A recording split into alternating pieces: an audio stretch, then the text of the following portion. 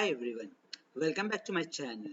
So, in my previous video, I began with the chapter 3 of your syllabus, which was acid, bases and salt, where I have completed the acid portion. In this video, I will be completing with the base and the salt portion. So, before beginning with this topic, please do hit the like button, share the video with your friends and subscribe my channel. Now, let's begin. So, today the topic is base. What is a base? Before starting with what is a base, you need to know, let us recapitulate what is an acid. I have said earlier in the earlier video that an acid is a compound which when dissolved in water will liberate hydronium ion. The structure of hydronium ion was H3O plus. If any compound releases this species, then they are said to be acid. So now we will define base. A base is a chemical compound which will react with the hydronium ion formed by an acid to form a salt and water. As you all know, whenever an acid and a base will react, it will always form a salt and water. So if acid is producing H2O plus, the other compound needs to react with that H2O plus, that is a base. Okay, example of bases are, you have CO, CuO, copper oxide, NaOH, magnesium hydroxide, KOH, potassium hydroxide. These all are examples of bases. Why? Because they either contains displaceable oxide ions or the hydroxyl ions. Okay. So any species which when dissolved in water liberates OH ions, then we call them as base. Okay, this is another definition for a base. Now, there are two kinds of base, which is number one is a basic oxide, which will always contains your oxide ions.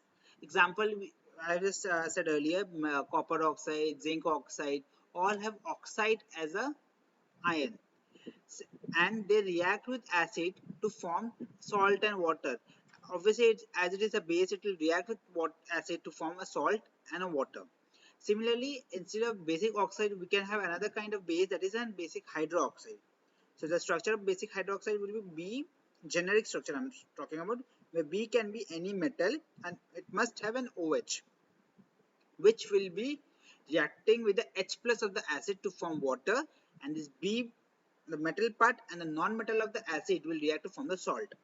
So any compound which will furnish OH minus will be known as basic hydroxide. Example could be your potassium hydroxide, your magnesium hydroxide,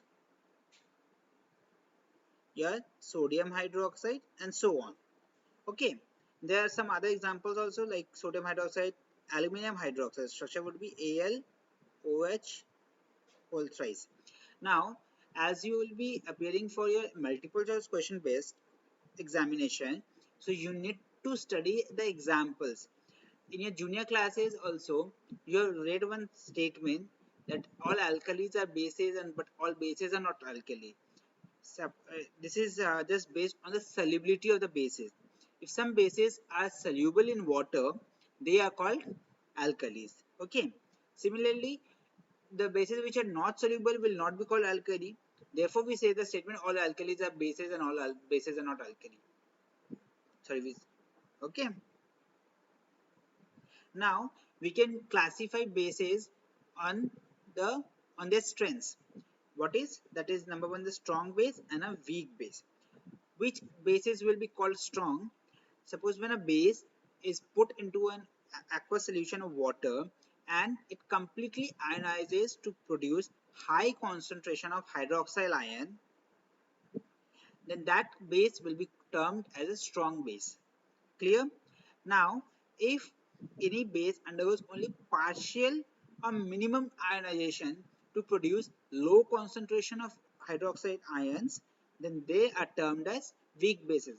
Please do study examples of weak bases and strong bases. Sodium hydroxide, potassium hydroxide are examples of a strong base, and ammonium hydroxide and calcium hydroxide are example of a weak base. They do not completely dissociate into ions to produce a high concentration of OH ions. Clear? Now we will study the basicity. As in case of acid we have studied the basicity, in case of base we will study the acidity. So acidity is nothing but the number of repressible OH ions present in a base. If you have only one hydroxide ion which is repressible, then they are termed as monoacidic. Similarly, if it produces two OH ions, then they are termed as diacidic. Examples are copper hydroxide, sorry, calcium hydroxide. They all have two replaceable OH ions, or they furnish two OH ions on dissolutions. Okay. Similarly, if it produces three OH ions, OH minus ions, then they are termed as triacidic base. Example will be ferric hydroxide and aluminium hydroxides. They all have three repressible or three OH hydroxide ions. Clear? Examples are must. Now we will study the preparation of bases. How to prepare bases. The first method of preparation of base is from metals. Whenever a metal in presence of oxygen is burned, they produce basic oxides. Okay, these metals are very reactive in nature.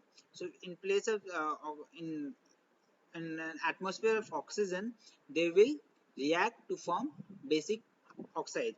Example given here is sodium will react with oxygen to produce sodium oxide. Similarly, magnesium when reacts with oxygen will produce magnesium oxide.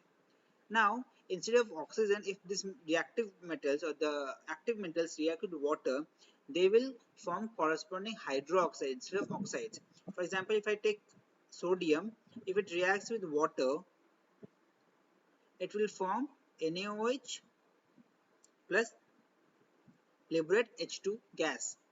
You have three examples. You can study any one of them. Just a generic pattern you need to know, that is reaction of active metals plus cold water will always give an hydroxide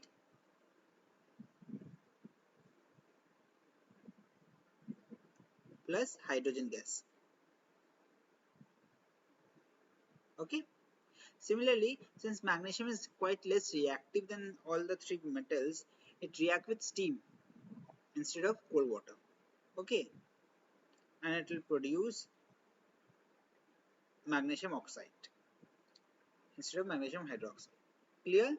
The next method of preparation is action of water on soluble metallic oxide. Some oxides are very soluble. So what will it do when it is put in your aqueous medium? They will form corresponding hydroxide. If potassium oxide is placed in a water solution, it will form potassium hydroxide. Okay.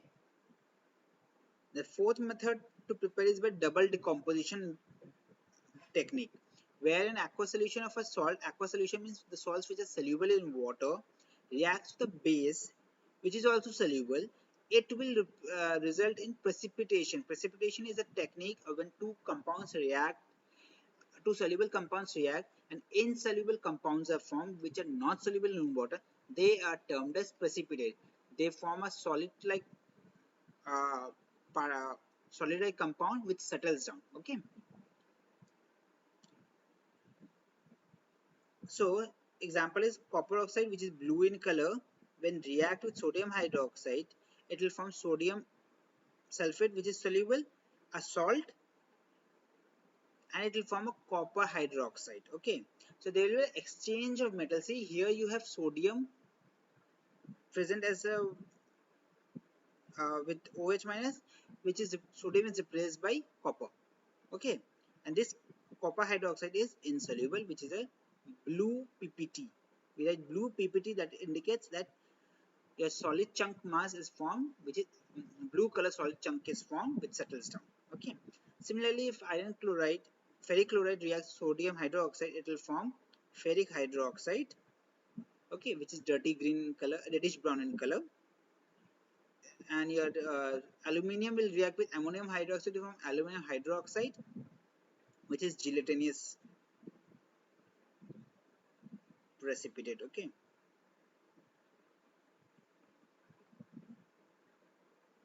The next method to prepare base is reacting sulfides. Metal sulfides, when react with oxygen, this oxygen will replace the sulfide ion and take its position to form metal oxides. Okay, these metal oxides are basic in nature.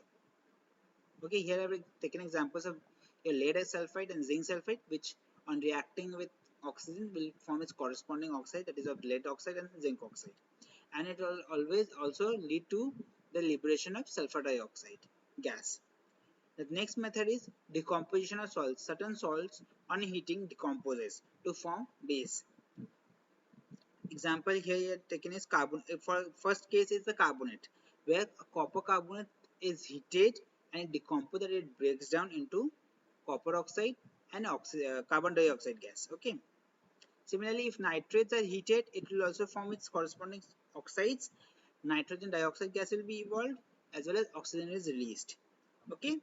These are the two examples of nitrate that have been taken, of zinc nitrate and calcium nitrate, which on heating will produce calcium oxide and zinc oxide respectively, also leading to the liberation of NO2 and oxygen gas. Clear? Now let's move to the property of bases or alkali. So just in case of acid also we have discussed both the physical and the chemical property. Here also we will discuss the physical and the chemical property. The first physical property is that it is bitter in taste. Whenever you taste a base, you will find it have a bitterness taste. Okay, their soapy in structure substance, that is they are slippery. Whenever the soap that we use in a daily life, okay, they are slippery and they contain bases, and they are electrolyte, that is whenever electric current is passed through it, it allows the conduction of electricity, so they are termed as electrolyte. Similarly, in presence of indicators, various indicators, it will show color change. If suppose if you use a litmus paper and you have placed a solution which contain a base, the red litmus paper will turn to blue, which indicates that the solution in a beaker is a base. If instead of using litmus, if you have used methyl orange, then the color would change from orange to yellow. Orange was the color before reacting with the base, and in presence of base the color changes to yellow. Similarly, a phenolphthalein is also an indicator, okay, which is colorless when it does not react with the base, but in presence of a base it turns to pink. Okay, now we will move to the chemical property of a base. The first chemical property of a base is that when strong alkalis react in presence of carbon dioxide atmosphere, it will convert into its corresponding carbonates, and water will be released. Okay. Similarly, if a base reacts with an acid, obviously it will form a salt. See, NaOH reacts with HCl. OH and H will react to form water. So we are left behind Na plus Cl minus.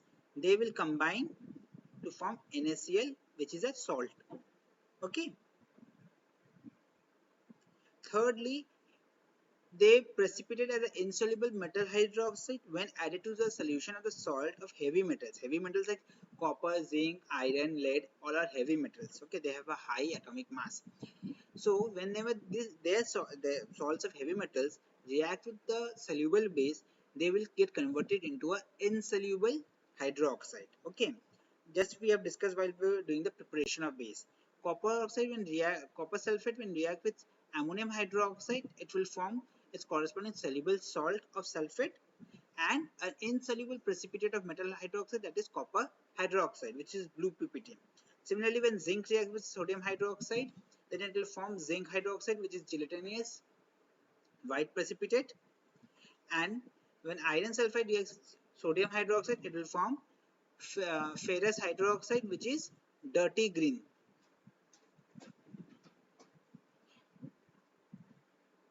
Okay. Now, when ammonium salts react with the base, ammonia gas is released, which is a pungent smelling gas.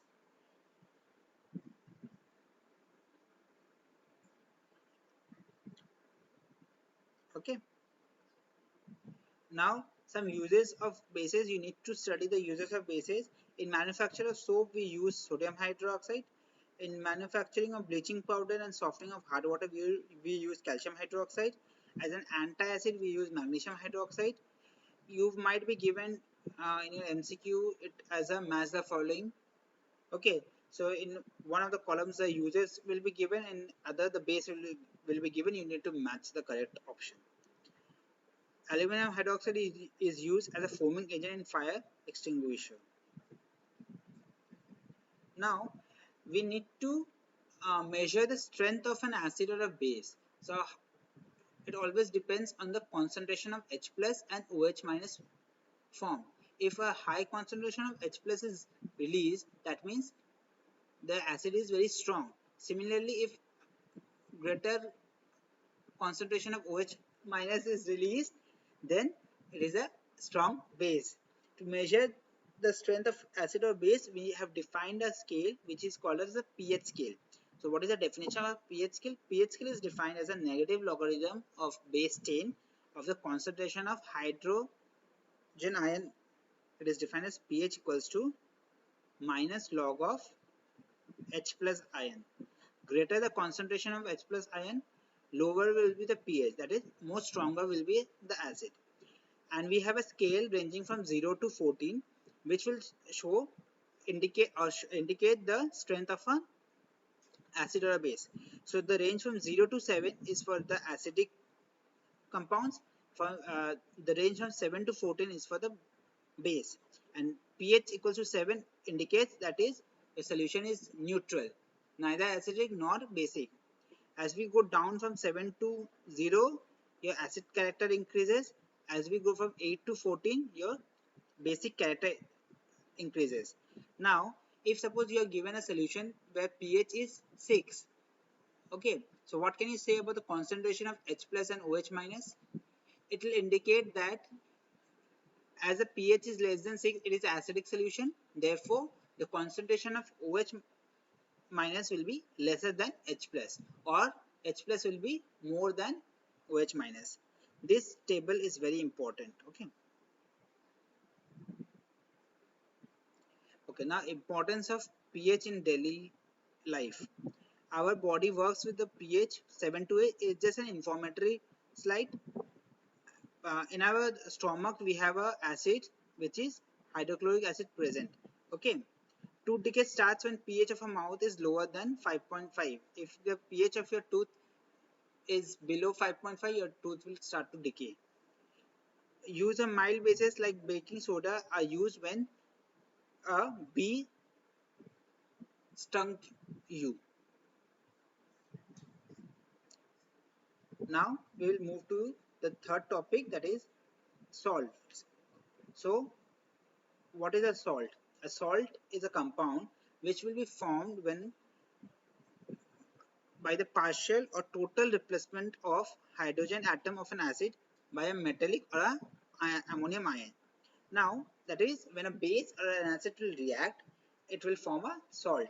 Okay, see example where you have I have taken two reactions where I have shown in the first reaction only one of the H of H2SO4 has been replaced. That is a partial replacement. Okay, and in the second reaction you see both the H of the H2SO4 of the acid is replaced. Okay, so that is a complete replacement. In both the cases you will be forming salt along with the formation of water. Example, the salts would be NaCl, which is formed from sodium hydroxide and hydrogen chloride, then sodium sulfate, calcium chloride, potassium chloride, sodium nitrate, and so on. There are plenty of examples of salts. Okay, just study 4 to 5 for the exams.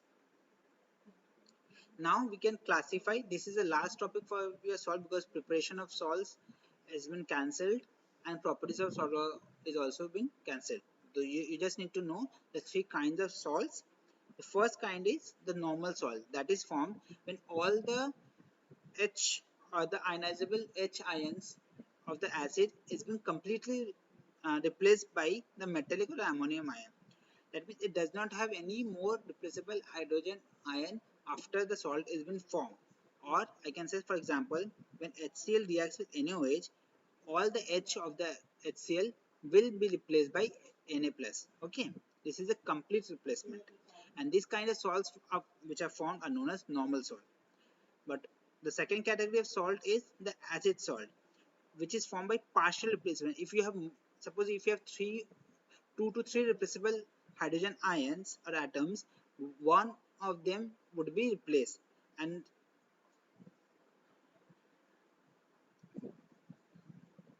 replaced by a metal and ammonium ion to form salt. Acid salt ionizes in water to hydrogen ion.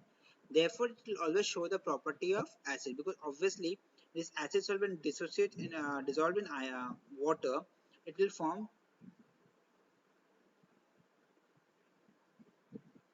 Na plus plus HSO4, which will further dissociate to form H plus plus SO4 2 minus.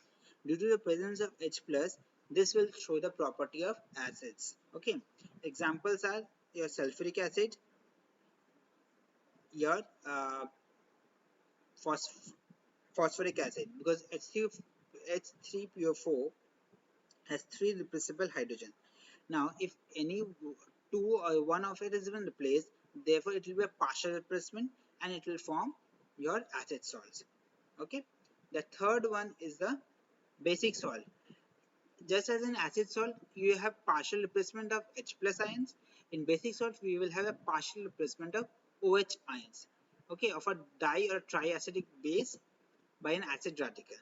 Example taken here is your lead hydroxide. See here we have two replaceable H, but on reacting with HCl, only one of the OH minus will be replaced and will form a basic salt along with the formation of water. So this was all about your acid basis salt chapter. Thank you.